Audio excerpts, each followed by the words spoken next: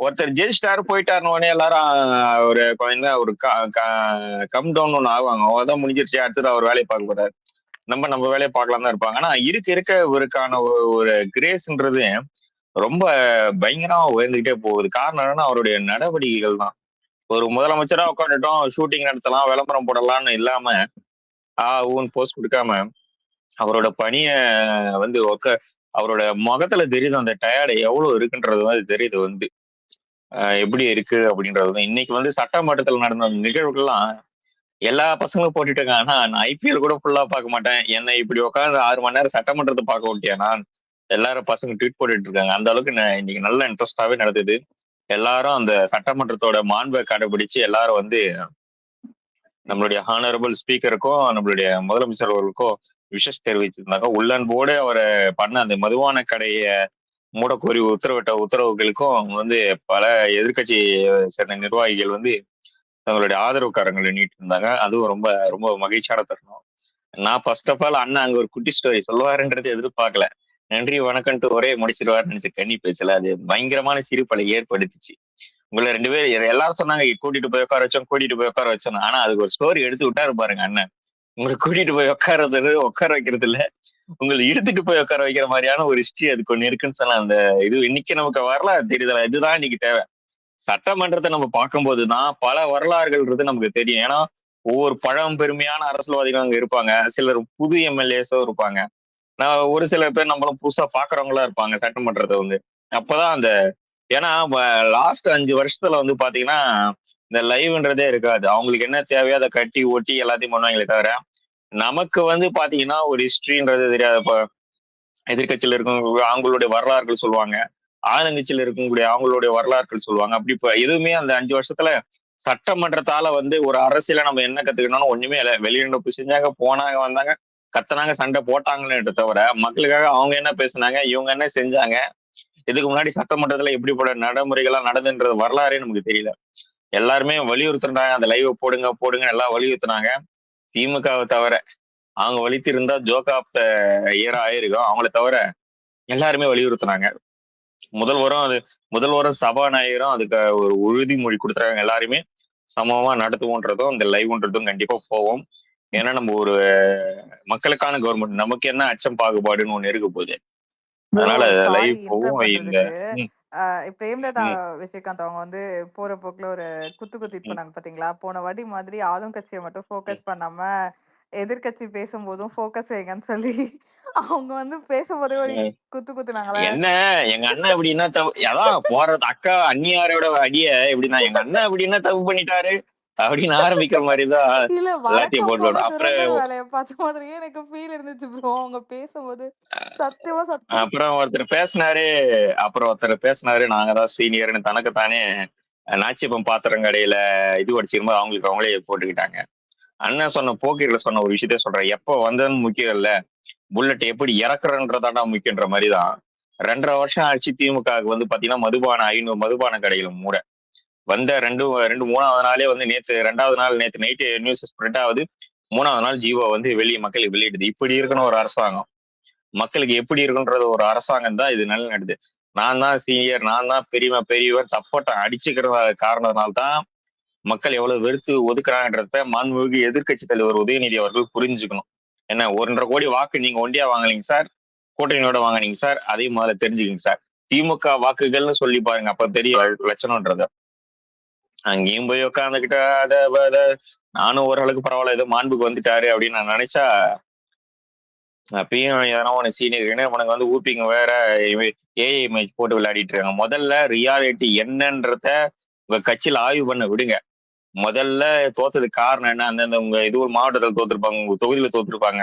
அதுக்கான காரணங்கள் முதல்ல ஒரு 10 பேர் ட்வீட் போட்டிருப்பானா எவனுமே கிடையாது. உட்காந்துக்கிட்டு இன்ஸ்டாகிராம், வாட்ஸ்அப் ஃபேஸ்புக்கால, ட்விட்டரால போயிடுச்சுனானே தவிர எதனால நம்ம ஆட்சி எழுந்தோன்றத ஒருத்தனுக்கு பேசுறதுக்கு தைரியம் இல்லை. வந்து 3 நாள் தான் ஆகுது. எங்க பசங்களை பாருங்க, சிட்டா இருக்கிறானுங்க. கட அடிக்கிறாங்க. உங்களை கடிக்கிறத விட தமிழ்நாட்டுல நடக்கிற பிரச்சனையை பத்தி எடுத்து பேசுங்க. அது மாதிரி ஒரு ஐடி உங்களுக்கு இருந்திருந்தா ஏதோ இன்னுமாச்சும் கொஞ்சம் ஒரு 10 எம்எல்ஏ சேர்த்து வச்சிருப்பீங்க. அது மாதிரி எல்லாம் வந்து இன்னும் தம்பட்டமே உட்காந்துக்கிட்டு ஃபயர் விட்டுக்கிட்டு அவ்வளவுதான் இவ்வளவுதான் பேசிட்டு இருந்தாலும் வேலைக்கு ஆகாதுங்க. மக்களுக்காக பேசணும். டேப்ல மட்டும் பக்கமா 10 இடத்துக்கு மக்களுக்காக பேச வேண்டும், மக்களுக்காக பேச வேண்டும், மக்களுக்காக தான் நான் இருக்கிறேன், மக்களால் தான் எதிர்க்கட்சி, மக்களால் தான் ஆளுங்கட்சின்னுட்டு உட்காரும்போது வேற மாதிரியா பண்றதெல்லாம் செட் ஆகாது பாஸ். இனிமே பார்ப்பாங்க. மக்கள் எப்படிப்பட்ட ஆட்சின்றத வந்து பார்ப்பாங்க. அண்ணன் வராரு, நல்லா சிரிச்ச முகமா கை குத்துட்டு போறாரு. அவள் தான் பல எல்லாம் மறந்து விட்டுருவாரு. சில பேர் ஜாலியா இருந்தாங்க. இந்த சாயங்காலம் வச்சாரா ஆப்பு.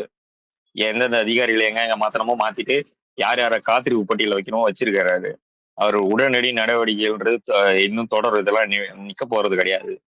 அதெல்லாம் பாத்துங்க. புகழ்பாடுற துதியை விட்டுட்டு ரியாலிட்டிக்கு தயவு செய்து திமுக உடன்பிறப்புகள் வரணும். முதல்ல தன்னை சுய பரிசோதனை செஞ்சுக்கணும். சரிங்களா? எங்க கோட்டை விட்டோன்றதுல முதல்ல புரிஞ்சுக்கணும். டிவிக்கு ஒண்ணு Insta, Twitter, WhatsApp, Facebook what ever it is. அதனால மட்டும் ஜெயிக்கல. மக்களோட அன்பை பெறுறதுக்கு வெறும் பொய் விளம்பரம் மட்டும் போதாது. களத்துல வேலை செஞ்சிருக்கணும். விஜய் மக்கள் இயக்கன்றது கிட்டத்தட்ட 30-35 வருஷமா களத்துல மக்களுக்காக இயங்குனதுனால காரணம் தான் அந்த கிளைன்றது, அந்த விதைன்றது போட்டதுனால தான் இன்னைக்கு ஆலமரமா விருட்சமா வளர்ந்து தமிழகத்தை வந்து ஆட்சி பிடிக்கிற அளவுக்கு வளர்ந்து நின்றுட்டு இருக்கு. அது முதல்ல புரிஞ்சுக்கணும். மக்கள் மனசுல வெள்ளை அடிங்க, கொள்ளை அடிக்காதீங்க. மக்கள் மனசுக்கு வெள்ளை அடிங்க, கொள்ளை அடிக்காதீங்க. மாறி மாறி உட்காந்துட்டு சேஞ்ச கொட்டிக்கிட்டு இருந்தாலும் வேலைக்கு ஆகாது. இப்பெல்லாம் காலம் மாறிடுச்சு. எல்லாமே டிஜிட்டல் லோகம். உண்மைன்றதே புட்டு புட்டு வச்சிடுறான். போய் எவன் பேசினா அது கொஞ்ச நேரத்துக்கு நிலைக்கிறது இல்ல. இதோ 2 நாளைக்கு முன்னாடி ஒருத்தர் ஏஐ நானோ டெக்னாலஜி எல்லாம் பேசினாரு. அவெஞ்சர்ஸ் மூவில கூட அந்த அளவுக்கு ரியாலிட்டியான கிராபிக்ஸ் வந்திருக்காது. அந்த அளவுக்கு யார் பண்ணி விட்டாங்க தெரியல. ஏஐனாரு. இன்னைக்கு அவர் சட்டமன்றத்துல அவரோட எம்எல்ஏ போட்டு உடைச்சிட்டாரு. ஆதரவு நான் தெரிவிக்கிறேன்னு. அதுதான் வந்து தாவேக்காக்கு எதிரான எந்த பொய் பிரச்சாரமும் மக்கள் இடத்துல வந்து கண்டிப்பா நிலைக்க போறதில்ல. உண்மையை பேசி பழகுங்க. மக்களுக்கு உண்மையாலே ஒரு தேவை இருக்கு. அந்த இடத்துல வந்து சரியா அரசாங்கம் செயல்படணும். சொல்லுங்க. அதை கண்டிப்பா ஏத்துக்கிறோம். அதை விட்டுட்டு ஜால்ரா அடிச்சிட்டு இருக்காரு. அடுத்தவங்க பேசுனது ஒரு நிமிஷம் வரேன். மான்ஸ்டர். அதுக்கப்புறம் அந்த டாஸ்மார்க் க்ளோஸ் ஆனது வந்து 117 டாஸ்மார்க் வந்து க்ளோஸ் பண்ணது வந்து கொஞ்சம் பேசலாம். மான்ஸ்டர் அதுல ஒரு ரியலா நடந்த ஒரு 717 விஷயம். 717 ரியலா நடந்த ஒரு சாரி விஷயம் சொல்றேன். இன்னைக்கு எங்க வீட்ல ஹவுஸ் ஹெல்ப்பர் அக்கா இருக்காங்க. அவங்க வந்தாங்க. அவங்க கிட்ட பேசும்போது அவங்க சொல்றாங்க, ஏரியா சொல்ல விரும்பல. பட் சொல்றாங்க இது மாரி வந்துட்டு, இன்னும் பஸ் ஸ்டாப்லலாம் இருக்குமா? அது வந்து இன்னைக்கு க்ளோஸ் பண்ணாங்க. ஆனா எங்க ஏரியா டிஎம்கே கவுன்சிலர் வந்துட்டு இந்த மாரி சொன்னாங்களாமா, இது ஆல்ரெடி இதெல்லாம் நாங்க பண்ணியிருக்கோம். நாங்க பண்ணாததையா இப்ப எடுத்துட்டு வந்துட்டு பேசினேன்னு வந்து அவர் வந்து சொல்றாரு. ஆனா இவ்ளோ நாள் அது தொறந்து தான் இருந்தது. அவர்கிட்ட போய் இப்ப எதுவும் அது ஆட்சி தானம்மா டிவிக்கு. ஆனா கவுன்சிலர்லாம் அவங்க தானே. அவர்கிட்ட போய் பேசினாலும், அவர் இப்படி சொல்றாரு அப்படின்னு சொன்னாங்களா. நான் சொன்னேன், "சரி ஓகே. இன்னும் 1 வருஷம், 2 வருஷம் தானே. திரும்ப நீங்க வந்து அடுத்த எலக்ஷன் வரும்போது டிவிக்கு கோட் பண்ணிருங்க. அவ்வளோதான்க்கா." ஆமாம்மா. இன்னுமே அ எ டாஸ்மார்க்கும் கவுன்சிலருக்கும் என்னங்க சம்பந்தம்? அவங்க இப்போ அப்படிதான். இல்ல. அவங்க அஹ், வந்து சொல்றாங்களாம். நீங்க வந்து நாங்க ஆல்ரெடி நான் இது அதாவது டிஎம்கே பண்ணாததையா இவங்க பண்ணிட்டாங்க. ஆமா போய் அவங்க பண்ணலதான் நாங்க பண்ணியிருக்கோம். நீங்க ஆ 117 அவங்க வந்து இப்படி 717 பேசுறாங்க. நீங்க மூடல, நாங்க மூடி இருக்கோம். ஆ டிஎம்கே பண்ணாததுன்னா பண்ணாததுதான். அத வந்து நீ ஒத்துக்க பண்ணி மாட்டேங்கிறாங்க அப்படின்னு ஒத்துக்க சொல்லிட்டு மாட்டேன். இருக்காங்க. இல்ல இல்ல ஒத்துக்கிறாங்களோ ஒத்துக்கலையோ, எனக்கு வந்து இண்டிவிஜுவல் கருத்தை ஒப்பீனியனா நான் என்னைக்குமே எடுத்துக்க மாட்டேன். மக்கள் பிரச்சனையா பாருங்க. இங்க எத்தனை மக்கள் அதனால வந்து நன்மை அடைவாங்க. நான் வந்து ஒருத்தர் இப்போ சொல்றாங்க, இப்போ என்ன சொல்றாங்க, நான் ஒருத்தர் கிட்ட கேக்குறேன்ப்பா டாஸ்மார்க் எதுக்குப்பா மூடுனீங்க? இப்போ அவர் கருத்தை நான் எடுத்துக்க முடியுமா? ஏத்துக்க முடியுமா? மக்கள் பயனடைறாங்களா பாருங்க. அதுதான் மிகப்பெரிய விஷயம். நீங்க எத்தனை ஸ்கூல்ஸ், காலேஜஸ், டெம்பிள்ஸ் பக்கத்துல இவனுங்க இந்த ஒயின் ஷாப்ஸ் ஓபன் பண்ணி வச்சுட்டு அதால எத்தனை பேர் வந்து துன்பம் அடைஞ்சிருக்காங்க. எத்தனை பேருக்கு அது டிஸ்டர்பன்ஸா இருக்கு. எத்தனை பேர் அத வந்து ஒரு மாரி கஷ்டப்பட்டுருக்காங்க. நீங்க அத மூடுன்றப்போ, உண்மையாவே அதால இல்ல பாதிக்கப்பட்டவங்கள போய் ஆக்சுவலா கேளுங்க. அவங்க இல்ல சொல்லுவாங்க. இன்னைக்கு வந்து ஒரு சேஞ்ச் வந்து நான் ஆல்டர்னேட்டாவே பார்த்தேன் காலையிலேயே. ஏன்னா நான் கோயம்புத்தூர் தான். எங்க ஊர் சிங்காநல்லூர் பஸ் ஸ்டாண்டுக்கு எதுக்க வந்து ஒரு ஒயின் ஷாப் வந்து எப்பயுமே right opposite to the bus stand வந்து ஆப்ரேட் ஆயிட்டு இருக்கும். அது இன்னைக்கு காலையில மத்தியானமே வந்து க்ளோஸ் பண்ணிட்டாங்க. அது நான் வந்து அந்த சைடு வண்டியில போகும்போதே நான் பார்த்தேன். ஸோ உண்மையிலே வந்து அதெல்லாம் ரொம்ப பெரிய சேஞ்ச். ஏன்னா வந்து அங்க நிறைய பேர் சோ சரக்கு ரொம்ப அடிச்சுட்டு தான். கஷ்டமா இருக்கும் உனக்கு. இப்ப எங்கன்னா ஏய் தூரமா போக வேண்டியதா நான்லாம் இருந்திருக்கும். நான் டீடோட்லரு. நான் இங்க என்னன்னா வந்து அங்க சரக்கு அடிச்சுட்டு தான் நிறைய பேர் வந்து பஸ்ஸே ஏறுவாங்க வெளியூர் போறதுக்கு. அது ரொம்ப ஒரு ஆக்வர்டா இருந்தது. இப்ப அதை க்ளோஸ் பண்ணிட்டாங்க. உண்மையிலே சேஞ்சஸ் வந்து மக்கள் என்ன சொல்றாங்கன்னா, சார் எங்களுக்கு இலவசம்லாம் எதுவுமே வேணாம் சார். இது மாதிரி வந்து அடிப்படை விஷயத்த மட்டும் எங்களுக்கு வந்து இது பண்ணி கொடுக்க சொல்லுன்னு தான் நிறைய பேர் சொல்லிட்டு இருக்காங்க. உண்மையிலே ஓகே. ஆமா. அதனால அதுதான் சொல்றேன். பாதிக்கப்பட்டவங்கள நீங்க இத கேட்டாதான், பாதிக்கப்பட்டவங்க இத சொல்லுவாங்க. இந்த கதைய நீங்க அவங்க கிட்ட கேளுங்க. அவங்க சொல்லுவாங்க, எவ்வளவு கஷ்டம். இந்த மாரி கோயில், ஸ்கூல், காலேஜஸ் பக்கத்துல இருக்கிற ஒயின் ஷாப்பால எவ்வளவு துன்பங்கள் அனுபவிச்சிருக்காங்க. பசங்கள போய் கேளுங்க. சொல்லியிருப்பாங்க. நான் எனக்கு நடந்த ஒரு ஒரு பர்சனல் இன்சிடென்ட்டே இதுல அனுபவம் இருக்கு எனக்கு. அதனால இது நீங்க பாதிக்கப்பட்டவங்கள கேட்டாதான் அது புரியும். ஸோ ரொம்ப நல்ல விஷயம். இதை ஏற்கிறியோ ஏற்கலையோ திமுக காரன் 117 ஒயின் ஷாப்பை நீ மூண்டதை வந்து ஏற்கல, நாங்க வந்து இதுக்கு ஒரு கண்டனத்தை தெரிவிக்கிறோம். இதை வந்து நாங்கெல்லாம் பண்ணாத நீங்க பண்றீங்க. We won't care about your thoughts. இங்க மக்கள் சேவையும் மக்கள் பிரச்சனையும் தான் நாங்க பெருசா பேசுவோம். உன்னோட நரேட்டிவ் செட்டிங் எல்லாம் நீங்களே வச்சுக்கோங்க. மக்கள் நீங்க சொல்ற நரேட்டிவ்ல மக்களுக்கு பிரயோஜனமா இருந்ததுன்னா நாங்க அதை எடுத்து பேசுவோம். அதை நாங்க செய்வோம்.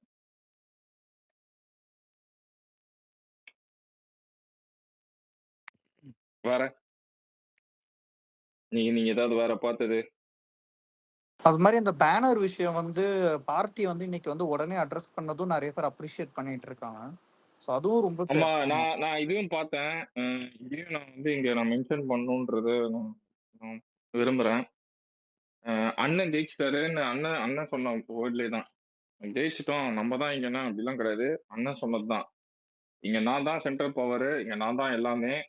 நீ எதுவும் பண்ணணும்னு நினைச்சீங்கன்னா அதை மறந்துரு இப்பவே அப்படின்னு நான் திருப்பி சொல்றேன். அதுதான் அவர் வந்து எதை வச்சு சொல்லியிருக்காருன்னா, அவர் மூஞ்சிக்காண்டி தான் ஓட்டு. நீ மாவட்ட செயலாளர், நீ உன் ஊர்ல வந்து ஒரு ஆளு, அதுக்கெல்லாம் ஓட்டுலாம் கிடையாது. இங்க வந்து இல்ல நீ அப்படி கூட அததான்டா, அப்படி கூட மென்ஷன் பண்ணணும்னு அவசியம் இல்லை. நான் சொல்றேன், அப்படி கூட வேணா.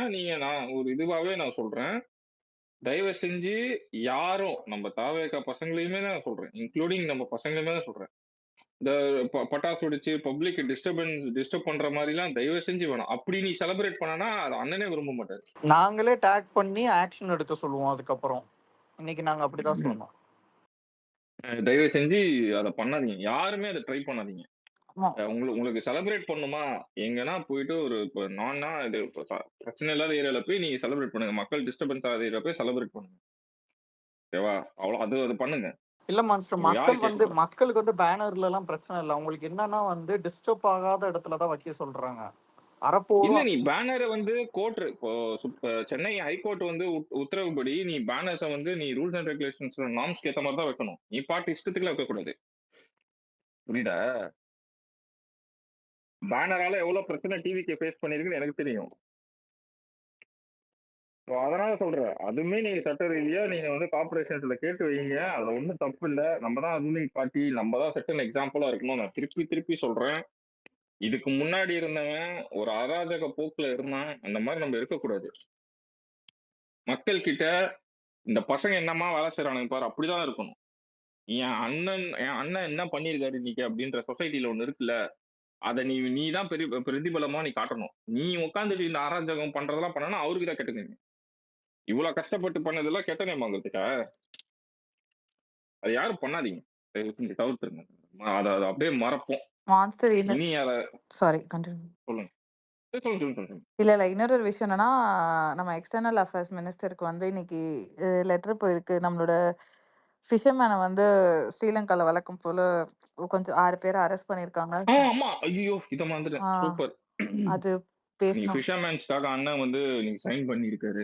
ஏங்க அது விடுவிக்க சொல்லி. அது மட்டும் இல்ல மாஸ்டர், இன்னைக்கு சிஎம்டிஏக்கும் வந்து பாத்தீங்கன்னா ஒரு ஜியோ போயிருக்கு. இந்த மாதிரி வந்து பெண்டிங்ஸ் எதுவுமே இருக்கக்கூடாது. அது மாதிரி வந்து இன்னொரு லோக்கல் பாடிட்ட வந்து அந்த வாட்டர் மேனேஜ்மெண்ட் பத்தியும் வந்து டிஸ்கஸ் பண்ணி வாட்டர் மேனேஜ்மெண்ட் பத்தி டிஸ்கஸ் ஏங்க ஒரு பண்ணிருக்காங்க. நாளைக்கு வந்து இத்தனது பண்ணியிருக்காருங்க. சீரியஸா நீங்க நினைச்சு பாருங்க. காலையில இருந்து அந்த இதெல்லாம் அந்த அசம்பிளிலாம் அட்டன் பண்ணிட்டு ஒரு மீட்டிங் ரிவ்யூ மீட்டிங் அட்டன் பண்ணிட்டு இவ்வளவு விஷயங்கள் பண்ணியிருக்காருங்க அவரு.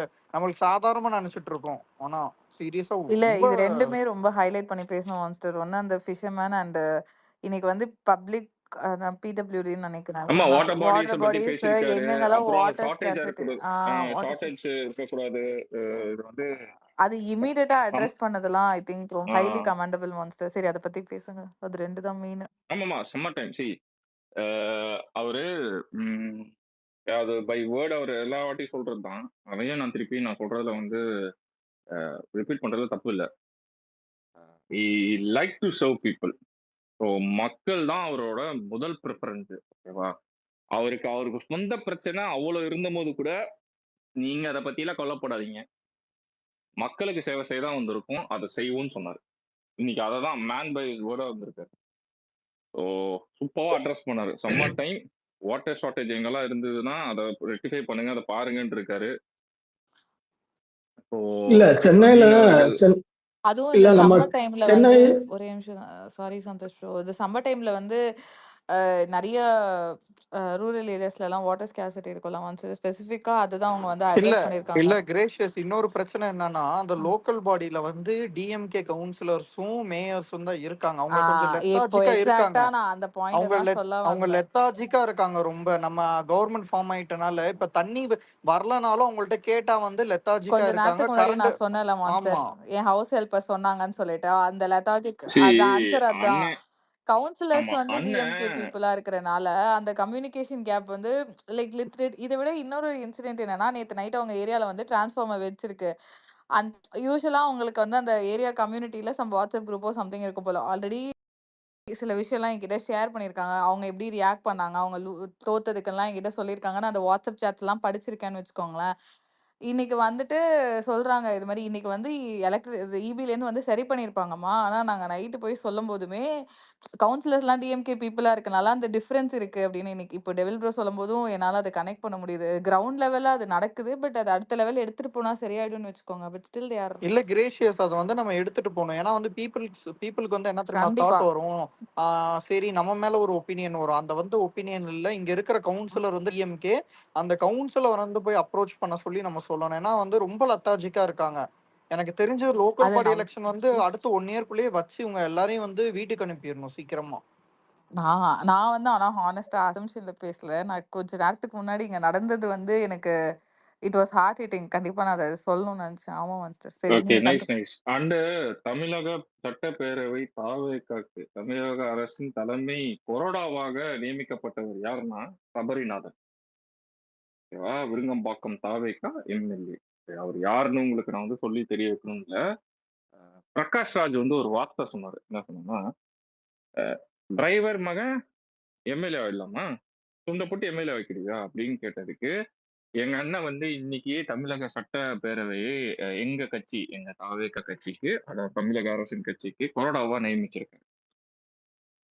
இதெல்லாம் என்ன மாதிரி விஷயம் தெரியுமா? மான்ஸ்டர் அவர் வந்து ஒரு குவாலிஃபைடு வந்து அவர் வந்து ஒரு இன்ஜினியர்னு நினைக்கிறேன். ஆமா ஆமா டிஎம்இ அது வந்து டிஎம்இ ஆ, போஸ்ட் டிப்ளமோ கிராஜுவேஷனுக்கு முடிச்சிருக்காங்க. இல்ல சாரி, அவர் டிப்ளமோ படிச்சிருக்காரு. அதான் ஆனா அவர் இல்ல இல்ல இப்ப வந்து டிப்ளமோ இன் டிப்ளமோட இன்ஜினியரிங் பிகாசு. மாஸ்டர்ஸும் அவங்க முடிச்சிருக்காங்க. டிப்ளமோ இன் ஸ்டார்டட் வித் இல்ல டிப்ளமோ. டிப்ளமோ ஆமா அவர் சீஃப் விப்பா இப்ப வந்து அப்பாயிண்ட் பண்ணிருக்காரு. இதெல்லாம் செருப்படி பிரகாஷ் ராஜுக்குலாம். இல்ல நிறைய பேர் என்ன நினைச்சுக்கிறாங்க, இந்த பிரகாஷ் ராஜ் மாதிரி வந்து தற்கூரிங்கன்னு என்ன தெரியுமா நினைச்சுக்கிறாங்க, டிரைவர் பையன், அவர் வந்து படிக்காதவங்கன்னு நினைச்சுக்கிறாங்க. அவருக்கு வந்து நல்ல கம்யூனிகேஷன் நாலேஜ் இருக்கு. அவர் வந்து நல்ல வந்து ஒரு பெரிய காலேஜ்ல வந்து அவர் வந்து டிகிரி இன்ஜினியரிங் கிராஜுவேட் தான் அவர். ஓகேவா? அது வந்து ட்ரிபிள் டிகிரி பார்த்தேன். எனக்கு பிரகாஷ் ஸ்டார்டட் ராஜ் வித் மாதிரி டிஎம்இன்னு பார்த்தேன். பிரகாஷ் ராஜ் மாதிரி அண்டை மாநிலத்துல இருக்கிற சில தற்கூரிகள் வந்து இதை புரிஞ்சுக்கணும் ஃபர்ஸ்ட். இல்ல, பிரகாஷ் ராஜுக்கெல்லாம் ஒரே ஒரு வார்த்தையில பதில் சொல்லணும் அப்படின்னா, ஏற்றத்தாழ்வு இல்லாம மனிதர்களை பாருங்க, அவ்வளவுதான் நான் சொல்லுவேன். உங்களுக்கு வந்து இன்னுமே நான் வந்து மனிதர்களை வந்து அப்படிதான் பார்ப்பேன். அவர்கள் செய்யற தொழிலை வச்சு நான் வந்து விமர்சிப்பேன், அவர்கள் செய்யற தொழிலை வச்சு அவங்களுக்கு நான் அங்கீகாரம் கொடுப்பேன் அப்படின்னு நினைக்கிறத வந்து தயவு செஞ்சு மாத்திக்கோங்க. கடுமையா எதிர்க்கிறோம். நாளைக்கு இதே கர்நாடகால ஒரு ஓட்டுநர் பையன் எம்எல்ஏ ஆகலாம். ஓகேவா? ஆகலாம். அதுக்கு உரிமையும் சட்டமும் இருக்கு இந்த ஜனநாயக நாட்டுல. அந்த இடத்துல நீங்க விமர்சனம் பண்ணீங்கன்னா அப்பயும் நாங்க அந்த கேள்விதான் கேட்போம். ஏற்றத்தாழ்வுலாம் உங்ககிட்ட இந்த மாதிரி பார்வையே தப்பு. இது நெக்ஸ்ட் டைம் நீங்க யார பேசினாலும் அது தப்பு தான், தப்பு தான். ஓகேவா? ஸோ இதே மாதிரி ஒரு இழிவு புத்தியை நீங்க வச்சுக்கிட்டு மக்களை பார்வையை பார்க்காதீங்க. ஒருத்தர் ஓட்டுநரா இருந்தாலும் சரி, என்னவா இருந்தாலும் சரி, மக்கள் அங்கீகரித்தாங்கன்னா அந்த மக்களுக்கு மரியாதை கொடுக்க கத்துக்கோங்க. அவ்வளவுதான். Give respect to every one. ஈக்குவாலிட்டின்றது இதுதான். இல்ல மாஸ்டர், அந்த ஒரு அப்பாயின்மெண்ட் மட்டும் இல்ல மாஸ்டர், இன்னொரு அப்பாயின்மெண்ட் இருக்குது, அந்த ஆஸ்ட்ராலஜர் இந்த ரதன் புரோஹிதா.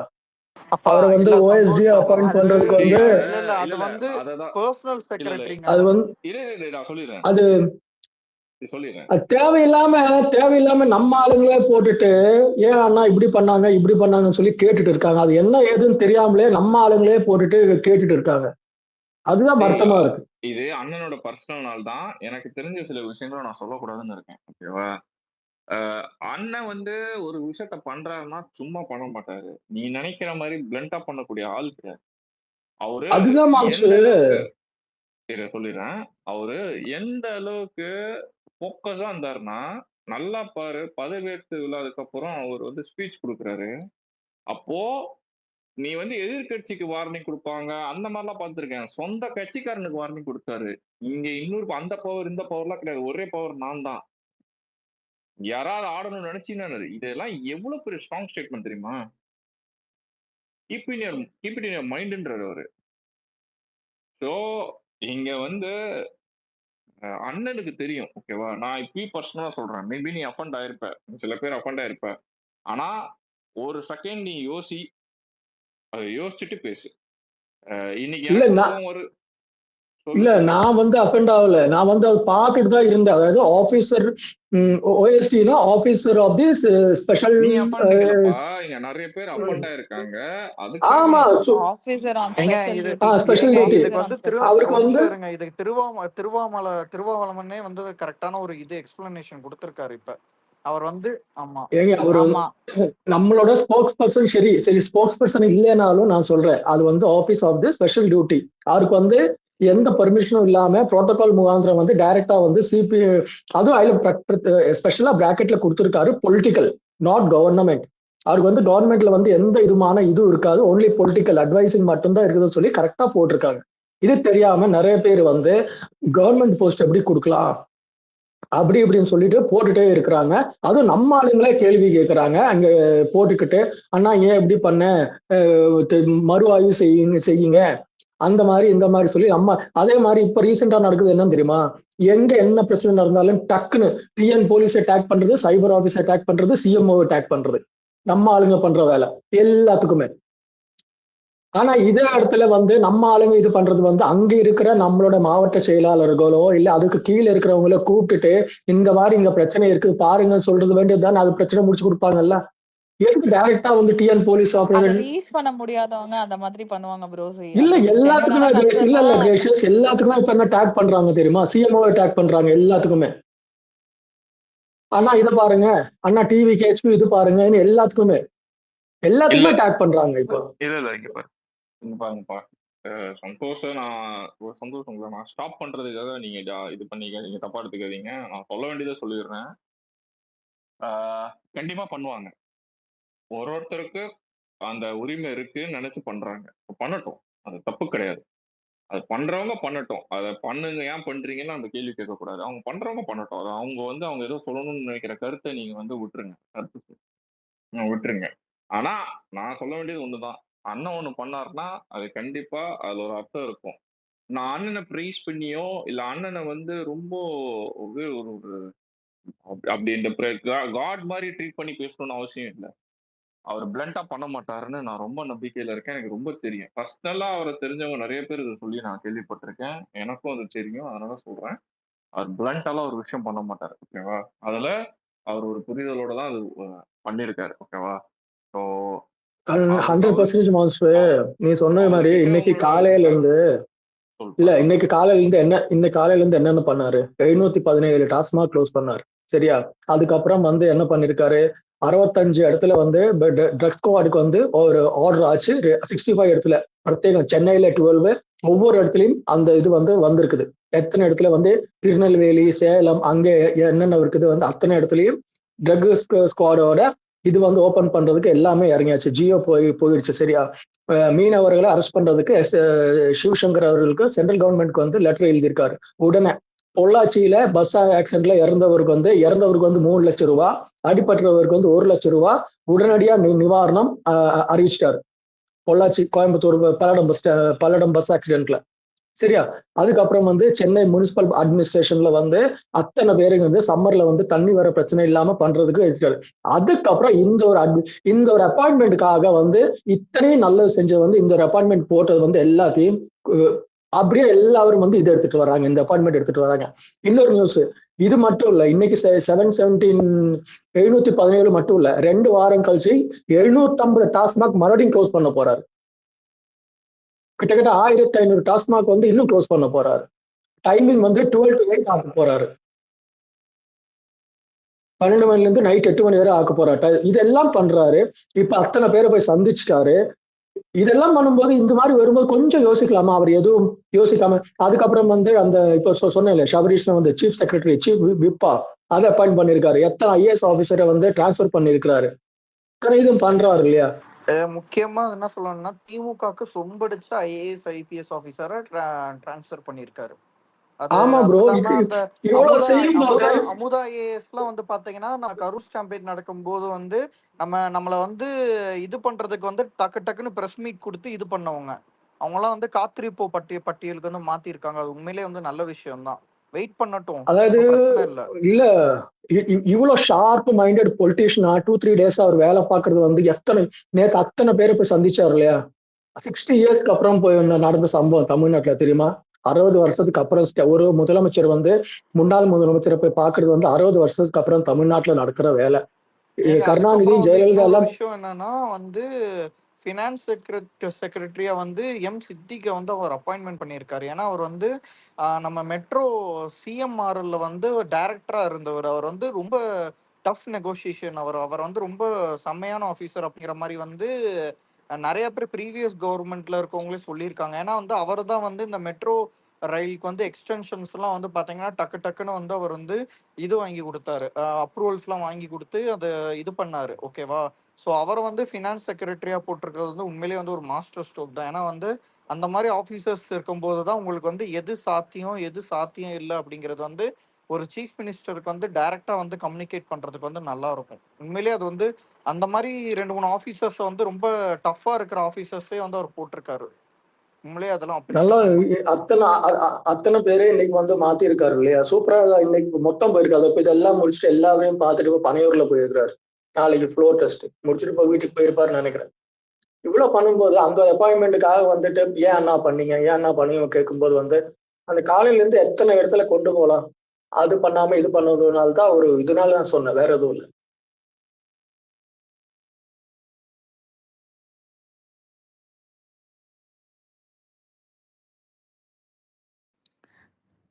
ஹலோ, யாரோ பேசுறீங்களா? இல்ல, நைஸ். ஏன்னா as a ஒரு responsible person, chief minister of Tamil Nadu ஆனதுக்கு அப்புறம் என் அண்ணனை நான் பர்சனலா ரொம்ப எமோஷனலா வந்து நான் பாராட்டணும்னு நினைக்கிறேன். கம்ப்ளீட்டா 3 days வந்து